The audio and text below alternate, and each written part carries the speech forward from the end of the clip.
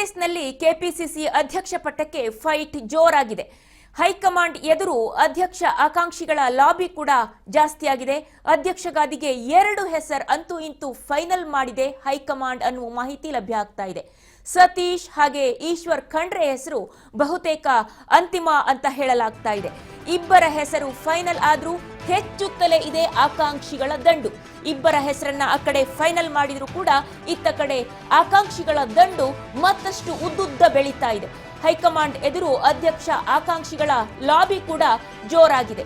ಅಧ್ಯಕ್ಷ ಗಾದಿಗೆ 2 ಹೆಸರನ್ನ ಫೈನಲ್ ಮಾಡಿದೆ ಹೈಕಮಾಂಡ್. ಸತೀಶ್ ಜಾರಕಿಹೊಳಿ ಹಾಗೂ ಈಶ್ವರ್ ಖಂಡ್ರೆ ಬಹುತೇಕ ಅಂತಿಮ ಆಗಿದೆ ಈ 2 ಹೆಸರುಗಳು. ಇಬ್ಬರ ಹೆಸರು ಕೂಡ ಫೈನಲ್ ಆಗ್ತಾ ಇದ್ರೂ ಆಕಾಂಕ್ಷಿಗಳ ದಂಡು ಮತ್ತಷ್ಟು ಉದ್ದ ಬೆಳೀತಾ ಇದೆ. ಖರ್ಗೆ ಸುರ್ಜೇವಾಲಾ ಭೇಟಿಗೆ ಕಾದು ನಿಂತಿದ್ದಾರೆ ಆಕಾಂಕ್ಷಿಗಳು. ಕಾಂಗ್ರೆಸ್ನಲ್ಲಿ ಕೆಪಿಸಿಸಿ ಅಧ್ಯಕ್ಷ ಪಟ್ಟಕ್ಕೆ ಫೈಟ್ ಜೋರಾಗಿದೆ.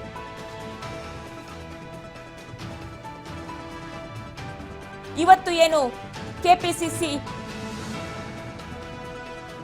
ಅಂದ್ರೆ ಕರ್ನಾಟಕ ಕಾಂಗ್ರೆಸ್ನಲ್ಲಿ ಏನ್ ಆಗ್ತಾ ಇದೆ, ಇಲ್ಲಿನ ಆಗು ಹೋಗುಗಳು ಏನು ಅನ್ನೋದನ್ನ ನೋಡೋಕೆ ಕೇಂದ್ರದಿಂದ ಸುರ್ಜೇವಾಲಾ ಆಗಮಿಸಿದ್ದಾರೆ ಹೈಕಮಾಂಡ್ನಿಂದ. ಹಾಗೆಯೇ ಮಲ್ಲಿಕಾರ್ಜುನ್ ಖರ್ಗೆ ಕೂಡ ಆಲ್ರೆಡಿ ಇಲ್ಲೇ ಇದ್ದಾರೆ. ಸುರ್ಜೇವಾಲಾ 1-to-1 ಮೀಟಿಂಗ್ ಅನ್ನ ನಡೆಸ್ತಾ ಇದ್ದಾರೆ. ಇದರ ಮಧ್ಯೆ ಆಕಾಂಕ್ಷಿಗಳ ದಂಡು ಕೂಡ ಜಾಸ್ತಿ ಇದೆ. ಅಧ್ಯಕ್ಷ ಪಟ್ಟಕ್ಕಾಗಿ ಲಾಬಿಯನ್ನ ನಡೆಸ್ತಾ ಇದ್ದಾರೆ ಅನ್ನುವಂತಹ ಮಾಹಿತಿ ಲಭ್ಯ ಆಗ್ತಾ ಇರುವಂತದ್ದು. ಕಾಂಗ್ರೆಸ್ನಲ್ಲಿ ಕೆಪಿಸಿಸಿ ಅಧ್ಯಕ್ಷ ಪಟ್ಟಕ್ಕೆ ಫೈಟ್ ಜೋರಾಗಿದೆ. ಇಲ್ಲಿನ ಅಹವಾಲುಗಳನ್ನ ಶಾಸಕರ ಗೋಳನ್ನ ಕೇಳೋದಕ್ಕೆ ಬರ್ತಾರೆ ಹೈಕಮಾಂಡ್ ಅನ್ನುವಂತಹ ಮಾಹಿತಿ ಇತ್ತು. ಆದ್ರೆ ಈಗ ನೋಡಿದ್ರೆ ಅಧ್ಯಕ್ಷ ಪಟ್ಟಕ್ಕಾಗಿ ಲಾಬಿ ಶುರುವಾಗ್ಬಿಟ್ಟಿದೆ. ಇಲ್ಲಿ ಕೆಪಿಸಿಸಿ ಅಧ್ಯಕ್ಷರನ್ನ ಬದಲಾಯಿಸೋದಕ್ಕೆ ಹೈಕಮಾಂಡ್ ನಿರ್ಧರಿಸಿದೆ ಅಂತ ಹೇಳಲಾಗ್ತಾ ಇದೆ. ಈ ಸಂದರ್ಭದಲ್ಲಿ ಮಲ್ಲಿಕಾರ್ಜುನ ಖರ್ಗೆ ಅವರನ್ನ ಭೇಟಿಯಾಗಿದ್ದಾರೆ ಈಶ್ವರ್ ಖಂಡ್ರೆ. ಅಧ್ಯಕ್ಷ ಗಾದಿಗಾಗಿ ಖರ್ಗೆ ಮೇಲೆ ಈಶ್ವರ್ ಖಂಡ್ರೆ ಒತ್ತಡವನ್ನ ಹೇರಿದ್ದಾರೆ ಅಂತ ಹೇಳಲಾಗ್ತಾ ಇದೆ. ಈಶ್ವರ್ ಖಂಡ್ರೆ ಬಗ್ಗೆ ಮಲ್ಲಿಕಾರ್ಜುನ ಖರ್ಗೆ ಕೂಡ ಒಲವನ್ನ ತೋರಿಸ್ತಾ ಇದ್ದಾರೆ ಅನ್ನುವಂಥದ್ದು. ಹಾಗೇನೆ ಕೆಪಿಸಿಸಿ ಅಧ್ಯಕ್ಷರ ಬದಲಾವಣೆಗೆ ಹೈಕಮಾಂಡ್ ನಿರ್ಧಾರ ಮಾಡಿದೆ ಅನ್ನುವಂತಹ ಮಾಹಿತಿ ಲಭ್ಯ ಆಗ್ತಾ ಇದೆ. ಅಧ್ಯಕ್ಷರ ಗೊಂದಲ ಇತ್ಯರ್ಥಪಡಿಸೋದಕ್ಕೆ ತೀರ್ಮಾನ ಮಾಡಿದೆ ಹೈಕಮಾಂಡ್. ಅಂತೂ ಇಂತೂ ಫೈನಲಿ 2 ವರ್ಷದ ಬಳಿಕ ಮಲ್ಲಿಕಾರ್ಜುನ ಖರ್ಗೆ ಭೇಟಿಯಾಗಿದ್ದಾರೆ ಈಶ್ವರ್ ಖಂಡ್ರೆ. ತಮ್ಮನ್ನ ಅಧ್ಯಕ್ಷ ಗಾದಿಯಲ್ಲಿ ಕೂರಿಸಿ ಅಂತ ಹೇಳಿ ಲಾಬಿ ಮಾಡೋದಕ್ಕೆ ಹೋಗಿದ್ದಾರೆ ಅನ್ನೋದು ಕೂಡ ಗೊತ್ತಾಗ್ತಾ ಇದೆ. ಹಾಗೆ ಒತ್ತಡವನ್ನ ಕೂಡ ತರ್ತಾ ಇದ್ದಾರೆ ಮಲ್ಲಿಕಾರ್ಜುನ ಖರ್ಗೆ ಅವರ ಮೇಲೆ. ಹಾಗೆ ಮಲ್ಲಿಕಾರ್ಜುನ ಖರ್ಗೆ ಅವರಿಗೂ ಕೂಡ ಈಶ್ವರ್ ಖಂಡ್ರೆಯ ಬಗ್ಗೆ ಒಲವು ಇದೆ ಅನ್ನುವಂತಹ ಮಾಹಿತಿ. ಹಾಗೇನೆ ಶಾಸಕರ ಏನು ಅಹವಾಲುಗಳಿದೆ, ಅವರ ಏನು ಪಾಟೀಲ್ ಆಗಿರಬಹುದು ಹಾಗೆ ಕಾಗೆ ಆಗಿರಬಹುದು, ಇವರೆಲ್ಲರ ಒಂದು ಗೋಳು ಏನಿದೆ ಅನ್ನೋದನ್ನ ಕೇಳೋದಕ್ಕೆ ಸುರ್ಜೇವಾಲಾ ಬಂದಿದ್ರು. ಆದ್ರೆ ಇಲ್ಲಿ ನೋಡಿದ್ರೆ ಅಧ್ಯಕ್ಷರ ಗಾದಿಗಾಗಿ ಲಾಬಿ ಶುರುವಾಗ್ಬಿಟ್ಟಿದೆ. ಅಧ್ಯಕ್ಷರನ್ನ ಬದಲಾಯಿಸಬೇಕು ಅಂತ ಹೇಳಿ ಹೈಕಮಾಂಡ್ ಕೂಡ ನಿರ್ಧರಿಸಿದೆ ಅಂತ ಹೇಳಲಾಗ್ತಾ ಇದೆ. ಕೆಪಿಸಿಸಿ ಪಟ್ಟ ಕೊನೆಗೂ ಈಶ್ವರ್ ಖಂಡ್ರೆಗ ಹಾಗೇನೆ ಜಾರಕಿಹೊಳಿಗ ಅನ್ನುವಂಥದ್ದು. ಯಾರಿಗೆ ಈ ಪಟ್ಟ ಕಟ್ಟಲಿದೆ ಕಾಂಗ್ರೆಸ್ ಹೈಕಮಾಂಡ್ ಅನ್ನುವಂತಹ ವಿಚಾರ. ಇಬ್ಬರನ್ನ ಹೊರತುಪಡಿಸಿ ಮತ್ಯಾರಿಗೆ ಕೆಪಿಸಿಸಿ ಪಟ್ಟ? ಹಾಗಾದ್ರೆ ಇನ್ನು ಯಾಕೆಂದ್ರೆ ಲಾಬಿ ಜಾಸ್ತಿ ಆಗಿದೆ, ಎಲ್ಲರೂ ಕೂಡ ಲಿಸ್ಟ್ ನಲ್ಲಿ ಇದ್ದಾರೆ. 5-6 ಆಕಾಂಕ್ಷಿಗಳ ಹೆಸರು ಕೂಡ ಈ ಒಂದು ಲಿಸ್ಟ್ ನಲ್ಲಿ ಇದೆ ಅನ್ನುವಂಥದ್ದು ಗೊತ್ತಾಗ್ತಾ ಇದೆ. ಹಾಗಾಗಿ ಕೆಪಿಸಿಸಿ ಪಟ್ಟ ಇದೀಗ ಯಾರ ಮುಡಿಗೆ ಏರುತ್ತೆ, ಅವರನ್ನ ಬಿಟ್ಟು ಇವ್ರನ್ನ ಬಿಟ್ಟು ಇನ್ಯಾರಿಗೆ ಅನ್ನುವಂಥದ್ದು ಈಗ ಇರುವಂತಹ ಪ್ರಶ್ನೆ. ಯಾಕೆಂದ್ರೆ ಜಾರಕಿಹೊಳಿ ಹಾಗೇನೆ ಖಂಡ್ರೆ ಈ ಒಂದು ರೇಸ್ ನಲ್ಲಿ ಇದ್ದಾರೆ, ಮುಂಚೂಣಿಯಲ್ಲಿ ಇದ್ದಾರೆ ಅನ್ನುವುದು ಗೊತ್ತಾಗ್ತಾ ಇದೆ. ಹಾಗೆ ಜೊತೆಯಲ್ಲಿ ಬೇರೆ ಬೇರೆ ಹಿರಿಯ ನಾಯಕರು ಕೂಡ ಈ ಪಟ್ಟಕ್ಕಾಗಿ ಪಟ್ಟು ಹಿಡಿದಿದ್ದಾರೆ. ಅವರು ಕೂಡ ಲಾಬಿಯನ್ನ ನಡೆಸ್ತಾ ಇದ್ದಾರೆ. ನಮ್ಮ ಸಾಧನೆ ಏನು ಕಡಿಮೆನಾ, ನಮ್ಮನ್ನು ಮಾಡಿ, ನಾವು ಕೂಡ ಅರ್ಹರೇ ಅಂತ ಅವರು ಕೂಡ ಹೇಳ್ತಾ ಇದ್ದಾರೆ. ಇನ್ನು 5-6 ಲಿಸ್ಟ್ ಅಲ್ಲಿ ಇದ್ದಾರೆ ಅಂತ ಹೇಳಿ ಗೊತ್ತಾಗ್ತಾ ಇದೆ. ಹಾಗಾದ್ರೆ ಹೈಕಮಾಂಡ್ ಯಾರಿಗೆ ಪಟ್ಟವನ್ನ ಕಟ್ಟುತ್ತೆ ಅನ್ನುವಂಥದ್ದು ಈಗ ಇರುವಂತಹ ಕುತೂಹಲ. ಇಬ್ಬರನ್ನ ಹೊರತುಪಡಿಸಿ ಮತ್ಯಾರಿಗೆ ಕೆಪಿಸಿಸಿ ಪಟ್ಟ? ಕೆಪಿಸಿಸಿ ಸ್ಥಾನವನ್ನ ಬದಲಾಯಿಸಿದ್ರೆ ಅಂದ್ರೆ ಕೆಪಿಸಿಸಿ ಪಟ್ಟವನ್ನ ಕಳೆದುಕೊಂಡ್ರೆ ಬಂಡೆ ಹಾಗಾದ್ರೆ ಸುಮ್ಮನೆ ಇರ್ತಾರಾ ಅನ್ನುವಂಥದ್ದು ಇನ್ನೊಂದು ಬಹುದೊಡ್ಡ ಪ್ರಶ್ನೆ. ಈಗ ಹಾಲಿ ಇರುವಂತಹ ಅಧ್ಯಕ್ಷರು ಆ ಒಂದು ಅಧ್ಯಕ್ಷಗಿರಿಯನ್ನ ಕಳೆದುಕೊಂಡು ಕೈಚಲ್ಲಿ ಕುಳಿತುಕೊಳ್ತಾರಾ ಅನ್ನುವಂಥದ್ದು. ಹಾಗಾಗಿ ಇದೊಂದು ಜೇನುಗೂಡಿಗೆ ಕೈ ಹಾಕಿದಂತಹ ಸಾಹಸವೇ ಆಗತ್ತೆ ಹೈಕಮಾಂಡ್ಗೂ ಕೂಡ. ಇನ್ನು ಮೊದಲೇ ಆಲ್ರೆಡಿ ಏನು ತೀರ್ಮಾನ ಆಗಿದೆ ಅಂತ ಹೇಳಲಾಗ್ತಾ ಇದೆ, 2.5 ವರ್ಷ ಅಧಿಕಾರ ಹಂಚಿಕೆ ನಡೆಯುತ್ತೆ ಅಂತ ಹೇಳಿ. ಹಾಗೇನಾದ್ರೂ ಆದ್ರೆ ಹಾಗಾದ್ರೆ ಡಿ.ಕೆ. ಶಿವಕುಮಾರ್ ಅವರಿಗೆ ಮುಖ್ಯಮಂತ್ರಿ ಸ್ಥಾನ ಹಾಗಾದ್ರೆ ಒಲಿಯತ್ತಾ ಅಂತ ಹೇಳಿ. ಓಕೆ, ಇದೇ ವಿಚಾರಕ್ಕೆ ಸಂಬಂಧಪಟ್ಟಂತೆ ನಮ್ಮ ಪ್ರತಿನಿಧಿ ಬಸವರಾಜ್ ಇದೀಗ ದೂರವಾಣಿ ಸಂಪರ್ಕದಲ್ಲಿದ್ದಾರೆ. ಹೇಳಿ ಬಸವರಾಜ್, ಏನು ಶಾಸಕರ ಅಹವಾಲುಗಳನ್ನ ಕೇಳೋದಕ್ಕೆ ಹೈಕಮಾಂಡ್ ಬಂದಿತ್ತು ಅಂತ, ಆದ್ರೆ ಇದೀಗ ಅಧ್ಯಕ್ಷಗಿರಿಗಾಗಿ ಲಾಬಿ ನಡೀತಾ ಇದೆ. ಕೆಪಿಸಿಸಿ ಅಧ್ಯಕ್ಷ ಪಟ್ಟ ಯಾರಿಗೆ ಅಂತ ಹೇಳಿ ಶುರುವಾಗಿದೆ. ಏನಿದೆ ಹೆಚ್ಚಿನ ಮಾಹಿತಿ, ಏನ್ ನಡೀತಾ ಇದೆ ಅಲ್ಲಿ? ವಿದ್ಯಾ ಭಟ್, ಈಗಾಗಲೇ ಕಾಂಗ್ರೆಸ್ ಪಕ್ಷದಲ್ಲಿ ಅಧ್ಯಕ್ಷ ಸ್ಥಾನಕ್ಕಾಗಿ ಕೂಡ ಕೆಲವೊಂದಿಷ್ಟು ಪೈಪೋಟಿ ಅಬ್ಬರದ ಕೂಡ ಪೈಪೋಟಿ ಕೂಡ ನಡೀತಾ ಇದೆ. ಅವರದೇ ಆಗಿರ್ತಕ್ಕಂಥ ಸ್ಟ್ರಾಟಜಿಗಳನ್ನ ಒಂದು ಪ್ರಯೋಗವನ್ನ ಮಾಡ್ತಾ ಇದ್ದಾರೆ. ಎಐಸಿಸಿ ಅಧ್ಯಕ್ಷರಾಗಿರ್ತಕ್ಕಂಥ ಮಲ್ಲಿಕಾರ್ಜುನ್ ಖರ್ಗೆ ಅವರನ್ನು ಕೂಡ ಭೇಟಿ ಮಾಡುವ ಮುಖಾಂತರ ಈ ಅಧ್ಯಕ್ಷಗಿರಿಯನ್ನ ಪಡೆದುಕೊಳ್ಳಲಿಕ್ಕೆ ಮತ್ತು ಆ ವಿಚಾರಕ್ಕೆ ಸಂಬಂಧಪಟ್ಟಂತೆ ಸಾಕಷ್ಟು ಚರ್ಚೆಗಳನ್ನ ನಡೆಸೋದಕ್ಕೆ ಮುಂದಾಗಿರ್ತಕ್ಕಂಥದ್ದು. ನಿನ್ನೆ ಬೆಂಗಳೂರಿಗೆ ಆಗಮಿಸಿರ್ತಕ್ಕಂಥ ಎಐಸಿಸಿ ಅಧ್ಯಕ್ಷರಾಗಿರ್ತಕ್ಕಂಥ ಮಲ್ಲಿಕಾರ್ಜುನ್ ಖರ್ಗೆ ಅವರನ್ನ ಡಿಸಿಎಂ ಡಿ.ಕೆ. ಶಿವಕುಮಾರ್ ಅವರು ಕೂಡ ಭೇಟಿ ಮಾಡಿದ್ದಾರೆ. ಕೆಲವೊಂದಿಷ್ಟು ಈ ಕೆಪಿಸಿಸಿ ಅಧ್ಯಕ್ಷ ಸ್ಥಾನದ ವಿಚಾರಕ್ಕೆ ಸಂಬಂಧಪಟ್ಟಂತೆ ಕೂಡ ಚರ್ಚೆ ಕೂಡ ನಡೆಸಿರ್ತಕ್ಕಂಥದ್ದು. ಈಗಾಗಲೇ ಸಚಿವ ಕೆ.ಎನ್. ರಾಜನ್ ಅವರು ಕೂಡ ಆಕಾಂಕ್ಷಿ ಇದ್ದಾರೆ. ಅವರೇ ಸ್ವತಃ ಸತೀಶ್ ಜಾರಕಿಹೊಳಿ ಅವರು ಕೂಡ ಆಗ್ಬಹುದೇನನ್ನುವಂತ ಹೇಳಿಕೆಯನ್ನ ಕೊಟ್ಟಿರ್ತಕ್ಕಂಥದ್ದು. ಆ ಒಂದು ವಿಚಾರಕ್ಕೆ ಸಂಬಂಧಪಟ್ಟಂತೆ ಕೂಡ ಚರ್ಚೆ ಆಗಿರ್ತಕ್ಕಂಥದ್ದು. ಇನ್ನೊಂದು ಪ್ರಮುಖವಾಗಿ ಸಚಿವ ಈಶ್ವರ್ ಖಂಡ್ರೆ ಅವರು ಕೂಡ ನಿನ್ನೆ ಭೇಟಿ ಮಾಡಿರ್ತಕ್ಕಂಥದ್ದು.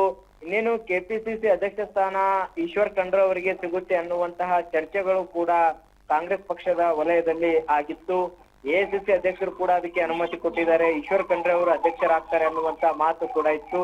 ಆದ್ರೆ ಇದುವರೆಗೂ ಕೂಡ ಅಧ್ಯಕ್ಷ ಸ್ಥಾನವನ್ನ ಯಾರು ಅನ್ನುವಂಥದ್ದು ಕೂಡ ಇನ್ನೂ ಆಯ್ಕೆ ಕೂಡ ಆಗಿಲ್ಲ ಅನ್ನುವಂಥದ್ದು. ಪ್ರಮುಖವಾಗಿ ಈಗ ಅವಾಗ ಈಶ್ವರ್ ಖಂಡ್ರೆ ಅವರು ಮುನ್ನೆಲೆಗಿದ್ರು, ಆದ್ರೆ ಇದೀಗ ಸತೀಶ್ ಜಾರಕಿಹೊಳಿ ಅವರು ಕೂಡ ಮುನ್ನೆಲೆಗೆ ಇರ್ತಕ್ಕಂಥದ್ದು. ಹಾಗಾಗಿ ಎಐಸಿಸಿ ನಾಯಕರು ಯಾರಿಗೆ ಒಲವನ್ನ ತೋರ್ತಾರೆ, ಈಶ್ವರ್ ಖಂಡ್ರೆ ಅವ್ರಿಗೆ ತೋರ್ತಾರ ಅಥವಾ ಸತೀಶ್ ಜಾರಕಿಹೊಳಿ ಅವ್ರಿಗೆ ತೋರ್ತಾರ ಅನ್ನುವಂಥದ್ದು ಸಾಕಷ್ಟು ಕುತೂಹಲಕ್ಕೆ ಎಡೆ ಮಾಡಿಕೊಡ್ತಾ ಇದೆ. ಯಾಕಂತಂದ್ರೆ ಮೊನ್ನೆ ದೆಹಲಿಗೆ ಹೋದಂತ ಸಂದರ್ಭದಲ್ಲಿ ಸಚಿವ ಸತೀಶ್ ಜಾರಕಿಹೊಳಿ ಹೆಸರನ್ನು ಕೂಡ ಸಿಎಂ ಸಿದ್ದರಾಮಯ್ಯ ತಿಳಿಸಿದ್ದಾರೆ ಅನ್ನುವಂತ ಮಾತಿದೆ.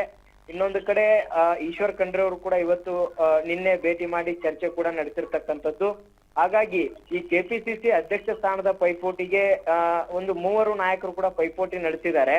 ಆದ್ರೆ ಇತ್ತ ಡಿಸಿಎಂ ಡಿ.ಕೆ. ಶಿವಕುಮಾರ್ ಅವರು ಅಧ್ಯಕ್ಷ ಸ್ಥಾನ ಬಿಟ್ಕೊಡ್ಲಿಕ್ಕೆ ಒಂದ್ ಕಡೆ ಹಿಂದೇಟ್ ಆಗ್ತಾ ಇದ್ದಾರೆ. ಅವ್ರದೇ ಆಗಿರ್ತಕ್ಕಂಥ ಕೆಲವೊಂದಿಷ್ಟು ಹೈಕಮಾಂಡ್ ನಾಯಕರ ಮಟ್ಟದಲ್ಲಿ ಆಗಿರ್ತಕ್ಕಂಥ ಒಪ್ಪಂದ ಏನಿದೆ, ಆ ಒಂದು ವಿಚಾರ ಡಿಕ್ಲೇರ್ ಆಗೋವರೆಗೂ ಕೂಡ ನಾನು ಕೆಪಿಸಿಸಿ ಅಧ್ಯಕ್ಷ ಸ್ಥಾನವನ್ನ ಬಿಟ್ಕೊಡೋದಿಲ್ಲ ಅನ್ನುವಂತ ಹಠವನ್ನು ಕೂಡ ಎಐಸಿಸಿ ಅಧ್ಯಕ್ಷರ ಮುಂದೆ ಇಟ್ಟಿದ್ದಾರೆ ಅನ್ನುವಂತ ಮಾಹಿತಿ ಕೂಡ ಇದೆ. ಹಾಗಾಗಿ ರಾಜ್ಯಕ್ಕೆ ಆಗಮಿಸಿರ್ತಕ್ಕಂಥ ರಾಜ್ಯ ಕಾಂಗ್ರೆಸ್ ಉಸ್ತುವಾರಿ ಆಗಿರ್ತಕ್ಕಂಥ ಸುರ್ಜೇವಾಲಾ ಅವರು ಒಂದ್ ಕಡೆ ಶಾಸಕರ ಅಭಿಪ್ರಾಯ ಪಡೆದುಕೊಳ್ತಾ ಇದ್ದಾರೆ.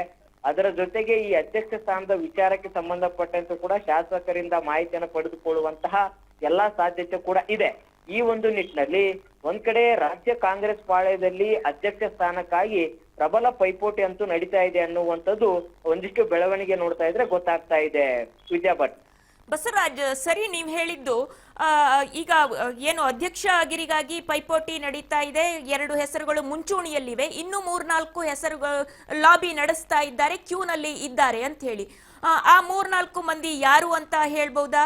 ಹಾಗೇನೆ ಜೊತೆಯಲ್ಲಿ ಏನು ಇವತ್ತು ಕೆಆರ್ಎಸ್ಗೆ ಬಾಗಿನ ಅರ್ಪಿಸೋದಕ್ಕೆ ಹೋದಂತಹ ಸಂದರ್ಭದಲ್ಲಿ ಮುಖ್ಯಮಂತ್ರಿಗಳು ಪತ್ರಕರ್ತರು ಕೇಳಿದಂತಹ ಪ್ರಶ್ನೆಗೆ ಡಿಸಿಎಂ ಜೊತೆಯಲ್ಲಿ ನಿಂತಿದ್ರು. ಆ ಸಂದರ್ಭದಲ್ಲಿ ಇನ್ನೂ 5 ವರ್ಷ ಈ ಸರ್ಕಾರ ಅಚಲವಾಗಿ ಇರುತ್ತೆ, ಬಂಡೆಯಂತೆ ಇರುತ್ತೆ ಅಂತ ಹೇಳಿದ್ರು. ಆ ಸಂದರ್ಭದಲ್ಲಿ ಇಬ್ಬರ ಮುಖವೂ ಕೂಡ ಶೈನ್ ಆಗ್ತಾ ಇತ್ತು.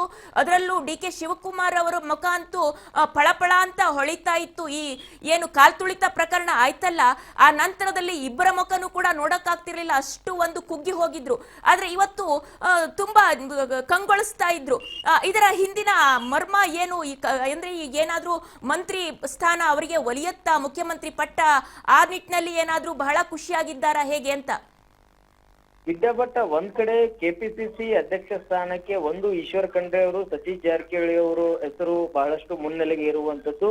ಇದರ ಅರ್ಥ ಎನ್ ರಾಜಣ್ಣವರು ಕೂಡ ಪ್ರಬಲ ಆಕಾಂಕ್ಷಿ ಆಗಿರ್ತಕ್ಕಂಥದ್ದು. ಅದರಂತೆ ಮಾಜಿ ಸಂಸದರಾಗಿರ್ತಕ್ಕಂಥ ಮತ್ತು ಬಮೂಲ್ ಅಧ್ಯಕ್ಷರು ಆಗಿರುವಂತಹ ಡಿ.ಕೆ. ಸುರೇಶ್ ಅವರ ಹೆಸರು ಕೂಡ ಮುನ್ನೆಲೆಗೆ ಇರ್ತಕ್ಕಂಥದ್ದು. ಇನ್ನೊಂದು ಚರಣ್ ಪ್ರಕಾಶ್ ಪಾಟೀಲ್ ಅವರ ಹೆಸರು ಕೂಡ ಇರುವಂತದ್ದು, ಮತ್ತೆ ಎಂ.ಬಿ. ಪಾಟೀಲ್ರ ಹೆಸರು ಕೂಡ ಇರುವಂತದ್ದು. ಹಾಗಾಗಿ ಈ ಒಂದು ನಾಯಕರಲ್ಲಿ ಪ್ರಮುಖವಾಗಿ ಯಾರಿಗೆ ಹೈಕಮಾಂಡ್ ನಾಯಕರು ಪಕ್ಷದ ಜವಾಬ್ದಾರಿಯನ್ನ ವಹಿಸುತ್ತೆ ಅನ್ನುವಂಥದ್ದು ಸಾಕಷ್ಟು ಒಂದ್ ಕಡೆ ಕುತೂಹಲಕ್ಕೆ ಇರುವಂತದ್ದು. ಯಾಕಂತಂದ್ರೆ ಈಗಾಗಲೇ ಡಿ.ಕೆ. ಶಿವಕುಮಾರ್ ಅವರು ಕೂಡ ವಿಧಾನಸಭೆ ಚುನಾವಣೆ ಆಗಿರ್ಬೋದು, ಉಪಚುನಾವಣೆ ಆಗಿರ್ಬೋದು, ಲೋಕಸಭೆ ಚುನಾವಣೆ ಆಗಿರ್ಬೋದು, ಈ ಎಲ್ಲಾ ಚುನಾವಣೆಗಳು ಕೂಡ ಪಕ್ಷವನ್ನ ಸಂಘಟನೆ ಮಾಡಿ ಪಕ್ಷವನ್ನ ಅಧಿಕಾರಕ್ಕೆ ತರುವಂತ ನಿಟ್ಟಿನಲ್ಲಿ ಅವರು ಕೂಡ ಪ್ರಮುಖ ಪಾತ್ರವನ್ನ ವಹಿಸಿರ್ತಕ್ಕಂಥವ್ರು.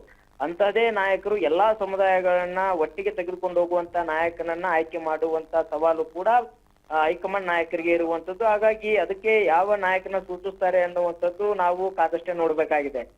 ಇನ್ನೊಂದು ಕಡೆ ಇವತ್ತು ಮೈಸೂರಿನಲ್ಲಿ ಆಗಿರ್ತಕ್ಕಂಥ ಮೈಸೂರಿನ ವಿಮಾನ ನಿಲ್ದಾಣದಲ್ಲಿ ಒಂದ್ ಕಡೆ ಸಿಎಂ ಮತ್ತೆ ಡಿ.ಸಿ.ಎಂ ಇಬ್ಬರು ನಾಯಕರು ಕೂಡ ಒಗ್ಗಟ್ಟಿನ ಪ್ರದರ್ಶನವನ್ನು ಕೂಡ ಮಾಡಿರ್ತಕ್ಕಂಥದ್ದು. ಇನ್ನೂ ಕೂಡ 5 ವರ್ಷ ಸರ್ಕಾರ ಸುಭದ್ರವಾಗಿರುತ್ತೆ, ಬಂಡೆಯಂತೆ ಇರುತ್ತೆ ಅನ್ನುವಂಥದ್ದು ಸ್ವತಃ ಕನಕಪುರದ ಬಂಡೆಯಂತೆ ಖ್ಯಾತಿ ಆಗಿರತಕ್ಕಂತ ಡಿ.ಕೆ. ಶಿವಕುಮಾರ್ ಅವರ ಪಕ್ಕದಲ್ಲೇ ಸಿಎಂ ಸಿದ್ದರಾಮಯ್ಯನವರು ಈ ಒಂದು ಹೇಳಿಕೆ ಕೊಡುವ ಮುಖಾಂತರ ಡಿ.ಕೆ. ಶಿವಕುಮಾರ್ ಅವ್ರಿಗೆ ಟಾಂಗ್ ಕೊಟ್ರ ಅಥವಾ ಪಕ್ಷವನ್ನ ಅಲಗಾಡಿಸಲು ಅಥವಾ ಸಿಎಂ ಸ್ಥಾನದಲ್ಲಿ ನಾನೇ ಇರ್ತೇನೆ ಅನ್ನುವಂತಹ ರೀತಿಯಲ್ಲಿ ಸಿಎಂ ಸಿದ್ದರಾಮಯ್ಯನವರು ಡಿ.ಕೆ. ಶಿವಕುಮಾರ್ ಅವರಿಗೆ ತಿಳಿಸಿದ್ರ ಅನ್ನುವಂತಹ ಚರ್ಚೆಗಳು ವಿಮರ್ಶೆಗಳು ಕೂಡ ಆರಂಭಿಸಿವೆ. ಯಾಕಂತಂದ್ರೆ ಇದೀಗ ಕಾಂಗ್ರೆಸ್ ಪಕ್ಷದ ವಲಯದಲ್ಲಿ ಸಿಎಂ ಸ್ಥಾನಕ್ಕಾಗಿ ಪವರ್ ಶೇರಿಂಗ್ ಆಗಿ ಸಾಕಷ್ಟು ಒಂದ್ ಕಡೆ ಗೊಂದಲ ಸೃಷ್ಟಿ ಆಗಿತ್ತು. ಸಚಿವ ಕೆ.ಎನ್. ರಾಜನ್ ಕೂಡ ಬದಲಾವಣೆ ಆಗುತ್ತೆ ಒಂದಿಷ್ಟು ರಾಜಕೀಯದಲ್ಲಿ ಅನ್ನುವಂತ ಮಾತನ್ನು ಕೂಡ ಹೇಳಿದ್ರು. ಇವೆಲ್ಲಾ ಹೇಳಿಕೆ ನಡುವೆ ಏನು RCBಯ ಸಂಭ್ರಮಾಚರಣೆ ಸಂದರ್ಭದಲ್ಲಿ ಕಾಲ್ತುಳಿತ ಪ್ರಕರಣ ಆಗಿರ್ಬೋದು, ಇವೆಲ್ಲಾ ಘಟನೆಗಳಿಂದ ಎಲ್ಲೋ ಒಂದ್ ಕಡೆ ಸರ್ಕಾರದಲ್ಲಿ ಯಾವುದು ಕೂಡ ಸರಿ ಇಲ್ವೇನೋ, ಡಿ.ಕೆ. ಶಿವಕುಮಾರ್ ಅವರು ಸಿಎಂ ಸ್ಥಾನಕ್ಕಾಗಿ ಪೈಪೋಟಿ ನಡೆಸಿದ್ದಾರೆ ಅನ್ನುವಂತ ಮಾತು, ಸಿಎಂ ಸಿದ್ದರಾಮಯ್ಯವರು ಎಲ್ಲೋ ಒಂದ್ ಕಡೆ ಅವ್ರಿಗೂ ಕೂಡ ಆಡಳಿತ ನಡೆಸುವಲ್ಲಿ ಎಲ್ಲೋ ಒಂದ್ ಕಡೆ ಕೈ ತಪ್ತಾ ಇದೆ ಅನ್ನುವಂತ ಆರೋಪ. ಯಾಕಂತಂದ್ರೆ ಶಾಸಕರು ಹಲವಾರು ರೀತಿಯಲ್ಲಿ ಆರೋಪಗಳು ಮಾಡಿದಂತ ಸಂದರ್ಭದಲ್ಲಿ ಎಲ್ಲೋ ಒಂದ್ ಕಡೆ ಆಡಳಿತವನ್ನ ನಡೆಸುವಲ್ಲಿ ಸಿಎಂ ಸಿದ್ದರಾಮಯ್ಯವರು ವಿಫಲರಾದ್ರ, ಶಾಸಕರನ್ನ ವಿಶ್ವಾಸಕ್ಕೆ ತೆಗೆದುಕೊಳ್ಳುವಲ್ಲಿ ಎಲ್ಲೋ ಒಂದ್ ಕಡೆ ವಿಫಲರಾದ್ರ ಅನ್ನುವಂತ ಸಾಲು ಪ್ರಶ್ನೆಗಳು ಕೂಡ ಎಡೆ ಮಾಡಿ ಕೊಡ್ತಾ ಇದ್ವು. ಹಾಗಾಗಿ ಪಕ್ಷದಲ್ಲಿ ಯಾವಾಗ ಗೊಂದಲಗಳು ಸೃಷ್ಟಿ ಆದ್ವೋ ಆವಾಗ ಅದನ್ನ ಸರಿಪಡಿಸುವಂತ ಪ್ರಯತ್ನ, ನಮ್ಮಲ್ಲಿ ಯಾವುದೇ ರೀತಿ ಗೊಂದಲ ಇಲ್ಲ, ನಾವೆಲ್ಲರೂ ಕೂಡ ಒಗ್ಗಟ್ಟಿನಿಂದಿದ್ದೇವೆ ಅನ್ನುವಂಥದ್ದನ್ನ ತೋರ್ಪಡಿಸುವಲ್ಲಿ ಸಿಎಂ ಸಿದ್ದರಾಮಯ್ಯವರು ಎತ್ತಿದಕ್ಕೆ ಎನ್ನುವಂಥದ್ದು ಕೂಡ ನಾವು ಇತ್ತೀಚಿನ ಕೆಲವೊಂದಿಷ್ಟು ಹಲವಾರು ಸ್ಟ್ರಾಟಜಿಗಳನ್ನ ನಾವು ನೋಡಿದೀವಿ. ಹಾಗಾಗಿ ಇವತ್ತು ಸಿಎಂ ಸಿದ್ದರಾಮಯ್ಯವರು ಒಂದ್ ಕಡೆ ಒಂದು ಮಾಧ್ಯಮದವರ ಜೊತೆ ಮಾತನಾಡುವಂತಹ ಸಂದರ್ಭದಲ್ಲಿ ಇಬ್ಬರು ಕೂಡ ಕೈ ಎತ್ತಿ ನಾವು ಒಗ್ಗಟ್ಟಿನಿಂದಿದ್ದೇವೆ, 5 ವರ್ಷ ನಾವು ನಮ್ಮ ಸರ್ಕಾರ ಬಂಡೆಯಂತೆ ಇರುತ್ತೆ ಅನ್ನುವಂತ ಹೇಳಿಕೆ ಕೊಡುವ ಮುಖಾಂತರ ಒಂದ್ ಕಡೆ ಸಿಎಂ ಸಿದ್ದರಾಮಯ್ಯವರು ನಾನೇ ಸಿಎಂ ಆಗಿರ್ತೇನೆ ಅನ್ನುವಂತಹ ರೀತಿಯಲ್ಲೂ ಕೂಡ ಅವರ ನಡೆಯಾಗಿತ್ತು. ವಿದ್ಯಾಭಟ್, ಹಾಗಾದ್ರೆ ಈ ಸಂದರ್ಭದಲ್ಲಿ ಡಿ.ಕೆ.ಶಿ ಅವರ ನಡೆ ಹೇಗಿರಬಹುದು ಅಂತ ವಿದ್ಯಾಭಟ್, ಈಗ ಡಿ.ಕೆ. ಶಿವಕುಮಾರ್ ಅವರು ಕಾದು ಕುಳಿತು ಒಂದ್ ಕಡೆ ನಾವು ಆ ಸ್ಥಾನವನ್ನ ಪಡೆದುಕೊಳ್ಬೇಕು ಅನ್ನುವಂತಹ ನಿರ್ಧಾರದಲ್ಲಿ ಡಿ.ಕೆ. ಶಿವಕುಮಾರ್ ಇರುವಂತದ್ದು. ಸಿಎಂ ಸಿದ್ದರಾಮಯ್ಯನವರ ವಿರೋಧವನ್ನ ಕಟ್ಟಿಕೊಂಡು ಸಿಎಂ ಸ್ಥಾನಕ್ಕೇರಿದ್ರೆ ಅದು ಮುಂದೆ ಅಪಾಯದ ಹಾದಿ ಅನ್ನುವಂಥದ್ದು ಡಿ.ಕೆ. ಶಿವಕುಮಾರ್ ಅವರಿಗೆ ತಿಳಿದಿರತಕ್ಕಂತ ವಿಚಾರ. ಯಾಕಂತಂದ್ರೆ ಸಿಎಂ ಸಿದ್ದರಾಮಯ್ಯನವರಿಗೆ ಅತಿ ಹೆಚ್ಚು ಜನ ಬೆಂಬಲ ಆಗಿರ್ಬೋದು, ಶಾಸಕರ ಬೆಂಬಲ ಇರಬಹುದು, ಎಲ್ಲವೂ ಕೂಡ ಇದೆ. ಡಿ.ಕೆ. ಶಿವಕುಮಾರ್ ಅವರು ಕೂಡ ಇದೆ. ಆದ್ರೆ ಒಂದ್ ಕಡೆ ಅಹಿಂದ ನಾಯಕ ಅಂತಕ್ಕಂಥದ್ದು ಆ ಒಂದು ಸಮುದಾಯದ ಬೆಂಬಲವು ಕೂಡ ಅತಿ ಮುಖ್ಯವಾಗಿರ್ತಕ್ಕಂಥದ್ದು ಕಾಂಗ್ರೆಸ್ ಪಕ್ಷಕ್ಕೆ. ಈ ಒಂದು ನಿಟ್ಟಿನಲ್ಲಿ ಹೈಕಮಾಂಡ್ ನಾಯಕರು ಕೂಡ ಇವರಿಗೆ ಡಿ.ಕೆ. ಶಿವಕುಮಾರ್ ಅವರಿಗೆ ಸೂಕ್ಷ್ಮವಾಗಿ ಹೇಳಿದ್ದಾರೆ ಅನ್ನುವಂತ ಮಾಹಿತಿ ಇದೆ. ಯಾವುದೇ ಕಾರಣಕ್ಕೂ ಕೂಡ ಪಕ್ಷದಲ್ಲಿ, ಯಾಕಂತಂದ್ರೆ ಹಿಂದೆ ನಾವು ಬಿಜೆಪಿ ಸರ್ಕಾರದಲ್ಲಿ ಆಗಿರ್ತಕ್ಕಂಥ ಬೆಳವಣಿಗೆ ನೋಡಿದ್ದೇವೆ. ಯಡಿಯೂರಪ್ಪನವ್ರನ್ನ ಸರ್ಕಾರದಿಂದ ಸಿಎಂ ಸ್ಥಾನದಿಂದ ಕೆಳಗಿಳಿಸಿದ ಬಳಿಕ ಏನೆಲ್ಲಾ ಬಿಜೆಪಿ ತನ್ನ ಒಂದು ಹೊಡೆತವನ್ನ ತಿಂತು ಅನ್ನುವಂಥದ್ದು ಎಲ್ಲರಿಗೂ ಕೂಡ ಗೊತ್ತು.